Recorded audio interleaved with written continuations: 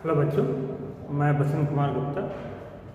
देखिए, कल चर्चा जो हो रही थी परमाणु संरचना के संबंध में, हमने किसी परमाणु की त्रिज्या निकाली थी। किसी परमाणु में परिक्रमण करते इलेक्ट्रॉन की स्थायी कक्षा की त्रिज्या निकाला था।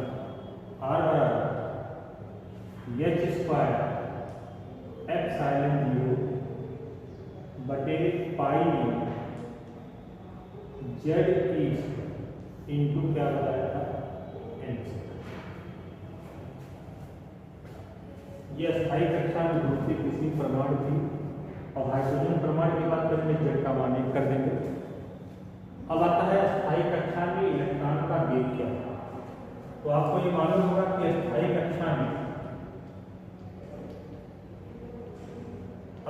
कक्षा में जब कोई इलेक्ट्रॉन घूमता है तो स्थायी कक्षा के लिए क्या शर्त होना चाहिए, कोणीय संवेग याद क्या होना चाहिए, NH बटे 2।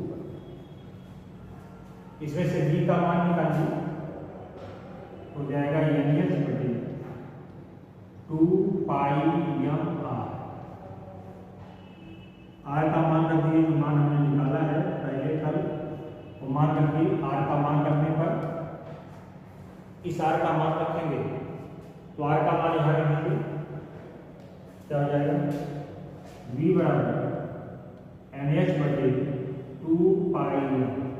ये उल्टा हो जाएगा क्योंकि r का मान रखेंगे तो बटे में आएगा, उलट कर देना है तो आ जाएगा पाई m जेडी स्क्वायर बटे h square epsilon 0 n square. थोड़ा सा इसको व्यवस्थित करिएगा तो देखिए, पाई से पाई कट जाएगा, यम से यम कट जाएगा, एक यस से एक यस कट जाएगा और एक यन से एक यन कट जाएगा। तो बचेगा क्या, v बराबर जेड स्क्वायर अपान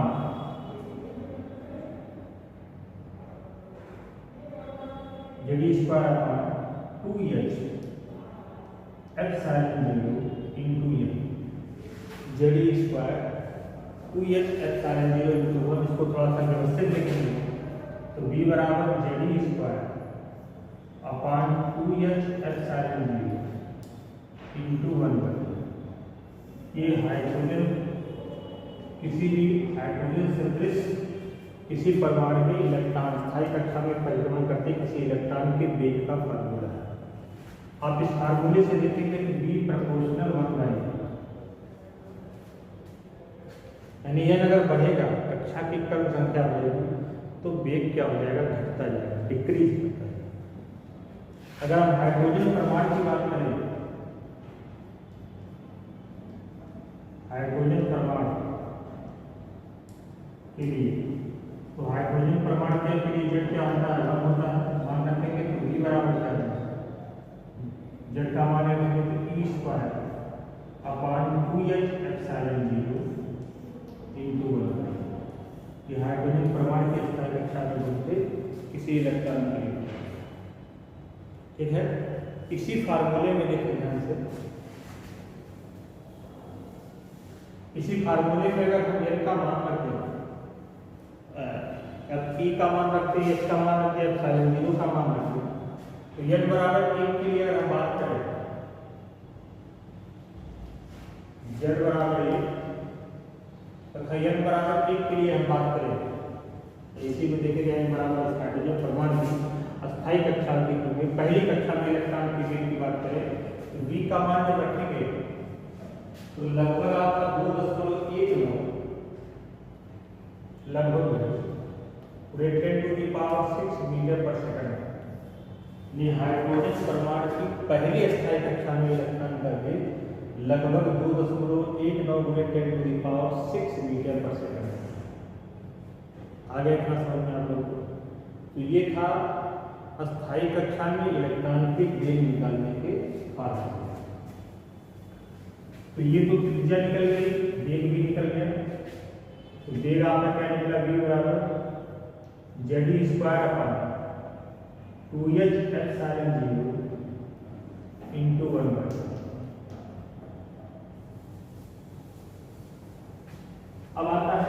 अस्थायी कक्षा में इलेक्ट्रॉन की कुल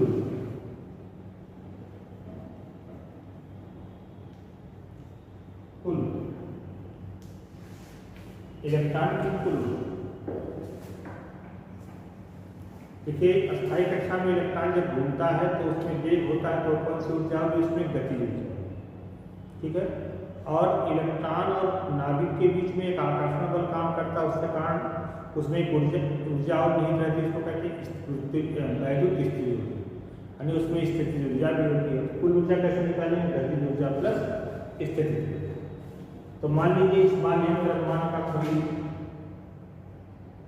एक हाइड्रोजन सदृश सब परमाणुओं की बात हो रही है। हाइड्रोजन सदृश मान लीजिए एक परमाणु का क्रमांक क्या है, जड़, तो उसके नाभिक में कितना आवेश होगा, जड़।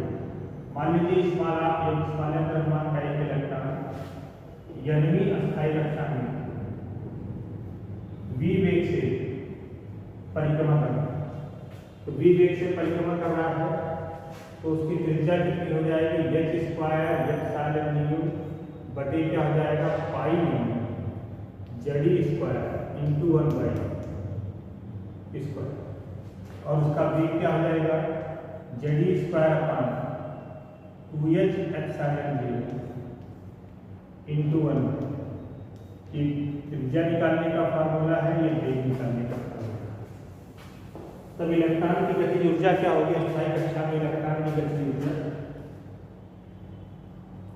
अस्थायी कक्षा में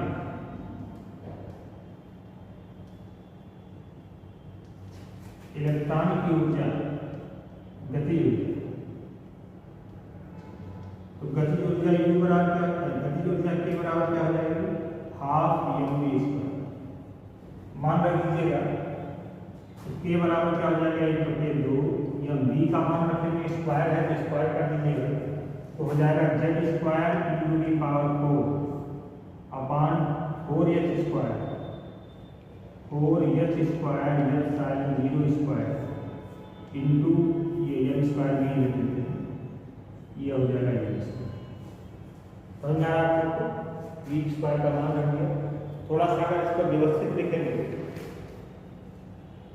तो ये हो जाएगा के बराबर m Z square into the power 4 बटे 8 h square epsilon 0 square n square को हम किनारे कर देते हैं, क्योंकि किनारे वेरिएबल यही है, बाकी सब तो कांस्टेंट है। ये संबंध नंबर 3, ये अस्थायी कक्षा में कोई इलेक्ट्रॉन घूम रहा है तो उसकी गतिज ऊर्जा निकालने का फार्मूला है। अब उसकी स्थितिज ऊर्जा निकालिए,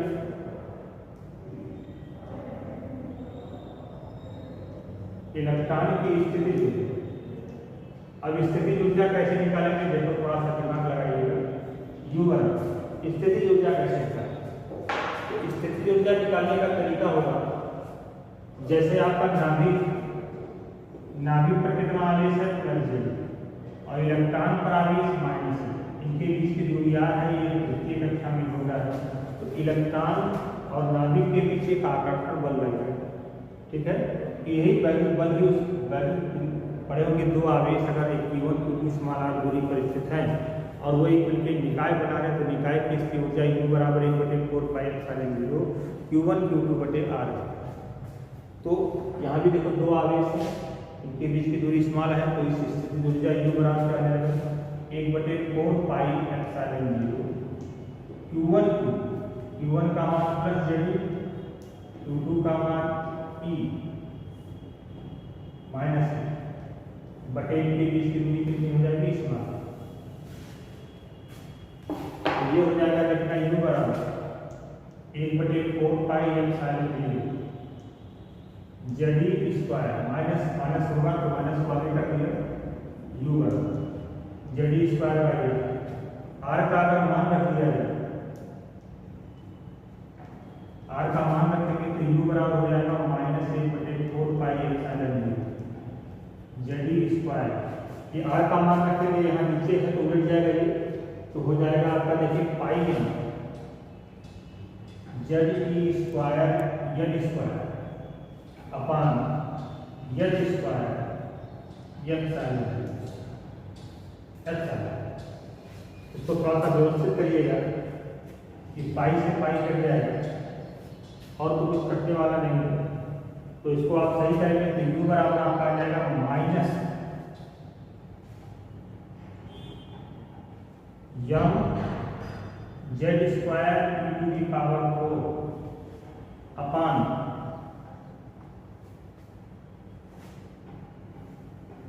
ये 1 अपान जो है तो ऊपर चला जाएगा।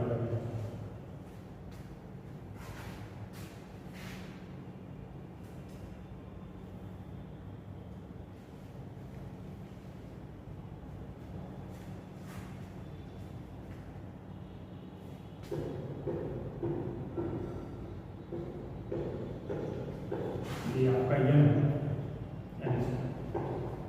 अब देखिए इसका मान जी यहाँ ये नीचे है, इसको थोड़ा सा व्यवस्थित करेंगे तो आपका m Z square to the power 4 ये हो जाएगा। नीचे जब आप करेंगे तो 4 H square epsilon 0 square into 1/n। ये संबंध नंबर 4 हो गया। तो ये अस्थायी कक्षा में अगर कोई इलेक्ट्रॉन घूम रहा है, हाइड्रोजन संदेश किसी परमाणु में अस्थायी कक्षा में कोई इलेक्ट्रॉन घूम रहा है, तो इस इलेक्ट्रॉन की स्थितिज ऊर्जा के लिए फार्मूला है और ये इलेक्ट्रॉन की गतिज ऊर्जा के लिए फार्मूला है। यानी कहने मतलब अस्थायी कक्षा में घूमते किसी इलेक्ट्रॉन में दो ऊर्जा होती है, गतिज ऊर्जा और स्थिर ऊर्जा। जैसे मान लीजिए किसी सूर्य के परिक्रमण करते किसी उपग्रह में दो ऊर्जा होती है, उत्तरी स्थिर ऊर्जा और गतिज ऊर्जा। तो उसकी कुल ऊर्जा निकालेंगे तो इलेक्ट्रॉन की कुल ऊर्जा क्या हो जाएगी, ये मान रख लीजिए कुल ऊर्जा। इसलिए इलेक्ट्रॉन की कुल ऊर्जा क्या होगी अस्थायी कक्षा में, अस्थायी कक्षा में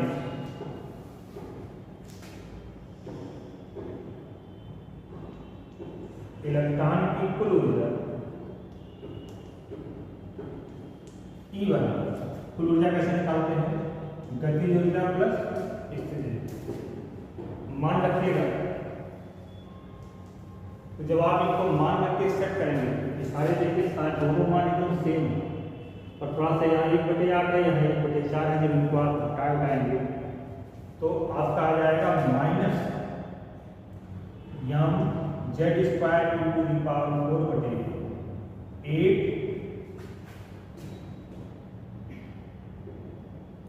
H square epsilon 0 square into 1/n square.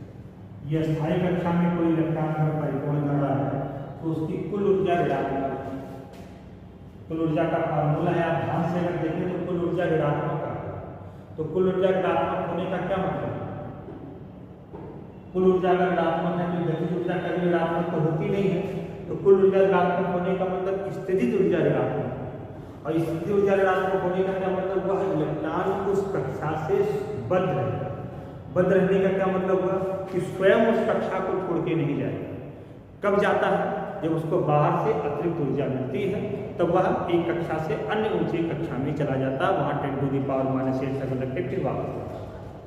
तो इसीलिए देखिए इलेक्ट्रॉन अस्थायी कक्षा में जो इलेक्ट्रॉन होता है उसकी ऊर्जा को ऋणात्मक होने का मतलब ये होगा कि इलेक्ट्रॉन उस कक्षा से बद्ध रहे, स्वयं उस कक्षा को छोड़कर नहीं जाए।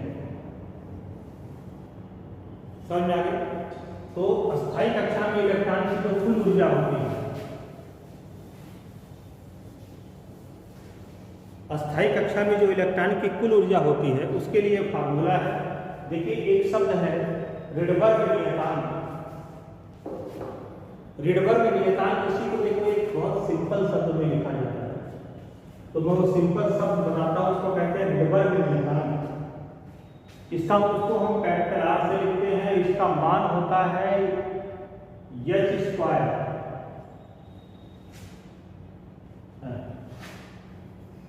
इसका जो मान होता है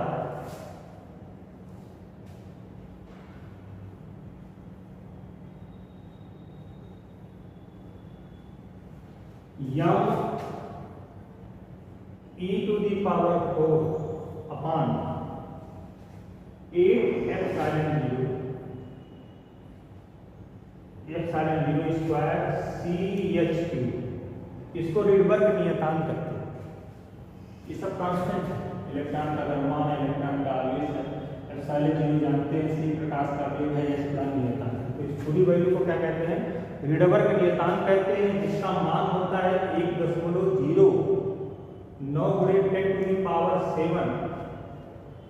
10 to the power 7 प्रति मीटर। इसको याद कर लीजिएगा, कभी कभी इसका मान पूछता है। तो इस कुल ऊर्जा को हम रिडबर्ग नियतांक के पद में लिखेंगे। तो ध्यान दीजिएगा, E बराबर माइनस, देखिए यम है, e टू दी पावर 4 है, इसको एक साथ लिख दीजिए, e to the power upon 8 h square. तो देखिए h स्क्वायर नहीं h क्यूब है, पहले एप्सिलॉन 0 को लिख देते हैं, एप्सिलॉन 0 स्क्वायर। अब एप्सिलॉन के बाद देखो c यहाँ है, तो यहाँ c नहीं है, तो यहाँ हमने c, और चूंकि c यहाँ अपने मन से डिवाइड किया तो यहाँ c से h क्यूब है, क्योंकि हमारे सवाल में h स्क्वायर है, तो हमने इसको h क्यूब लिख दिया और यहाँ लिख दिया hc। बाकी जो बचा उसको आप लिख दीजिए बटे h। उसी रेट बात उसको क्रम में सीक्वेंस में कन्वर्ट कर दिया मैंने।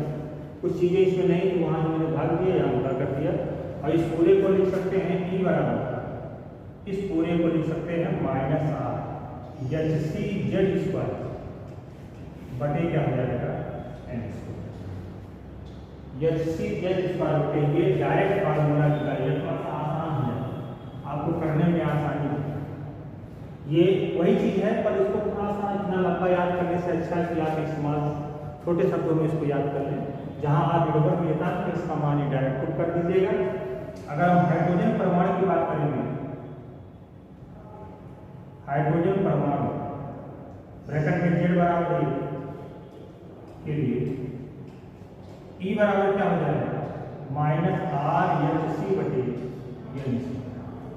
और R का अगर मान रखा जाए, H का मान रखा जाए, C का मान रखा जाए, तो E का मान जूल में प्राप्त होगा, जिसको इलेक्ट्रॉन वोल्ट में अगर कन्वर्ट किया जाए तो थोड़ा सा और छोटा हो जाएगा, 13.6 बटे n स्क्वायर इलेक्ट्रॉन। नीचे देता हूँ, जूल में प्राप्त होता है, E बराबर क्या हो जाएगा -13.6 बटे n स्क्वायर इलेक्ट्रॉन। ये बहुत ही आसान फार्मूला है, या तो आप ये याद कर लीजिए, तो हाइड्रोजन परमाणु के लिए आप ये याद कर लीजिए। इतना लंबा याद करने से अच्छा है, सबसे आसान है, आपको आसानी से याद। ठीक है, इतना समझ में आपको आ गया। अब ध्यान दीजिएगा, E जो है, E समानुपाती आपको दिखाई पड़ेगा n 1/n स्क्वायर, यानी क्रम संख्या बढ़ेगी तो कुल ऊर्जा क्या होगी, घटेगी। क्रम संख्या अगर बढ़ेगी तो कुल ऊर्जा घटेगी, ऋणात्मक मान घटेगा। ठीक है, ऋणात्मक मान क्या होगा, घटेगा, अर्थात धनात्मक मान बढ़ेगा। तो ये तो आज की चीजें, तो कुल ऊर्जा, कल इसके बारे में और हम चर्चा करेंगे, तो आगे की चर्चा कल करेंगे।